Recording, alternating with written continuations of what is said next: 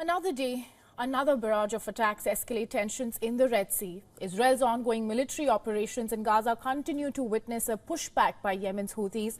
And on the maritime front, and this time, the onslaught went for 10 long hours. In the latest Red Sea standoff, US says that its fleet in the West Asian region shot down 12 attack drones and 5 missiles launched by the Houthi rebels. And the American Central Command says that the strikes did not cause any injuries or damage to the ships in the area. But the 10-hour-long assault by the Houthis once again shows how potent the threat is. Now, the Iran-backed group also amped up its attacks on other fronts, targeting Israel's port city of Eilat. And listen in to what the representatives on both sides had to say.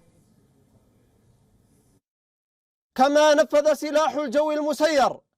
The Air Force in the Yemeni Armed Forces carried out a military operation with a number of drones against military posts in the al-Rashrash and other areas in occupied Palestine. An IDF fighter jet successfully intercepted today a hostile aerial target over the Red Sea on its way to Israel. The target did not cross into Israel. The Houthis firing towards Israel is an act of terrorism. It is an act executed with Iranian guidance, with Iranian intelligence and munitions. Now, the Houthi attacks don't end here. On Tuesday, they also targeted another commercial vessel, the MSC United, as it passed through the key trade passage. Now, the rebel leaders say that the ship crew did not respond to multiple warning calls. And for weeks now, Yemen's Houthi rebels have launched attack after attack and on what it says are Israeli-affiliated vessels that are accused of carrying fuel and military equipment for Israel. Now, Yemen's proximity and stronghold over to the key Bab al-Mandab Strait in the Red Sea has made it difficult for ships and tankers to pass through safely. And the attacks have disrupted global trade flows, with shipping firms and oil companies saying that they would avoid the route. Now, even after US announced a multinational naval task force, the Houthis have only ramped up their attacks in the region.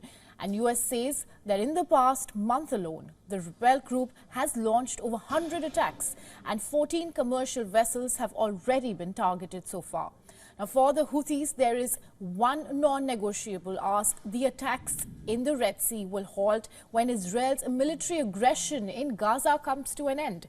But as each day passes, the threat of a greater war spillover continues to loom over the crucial Red Sea corridor. And for more on this, we were earlier joined by Dr. Gilbert Doctorow, and he's an international affairs analyst, author and historian. Here's what he told us. No, it hasn't, and there's good reason why it hasn't. The shippers don't look at what the U.S. military is doing. They look at what their insurers are doing. The area is in a state of war, and in a state of war, shipping insurance becomes extremely expensive, prohibitively expensive. Therefore, this effort by the United States is just grandstanding, just like the display of the aircraft carriers is grandstanding, but has very little practical effect. If things get bad, the aircraft carriers can be sunk. If things get bad, a lot of the U.S. presence will be pointless. Therefore, the situation is quite serious, quite aggravated in the Red Sea. And with that, I will close out my statement.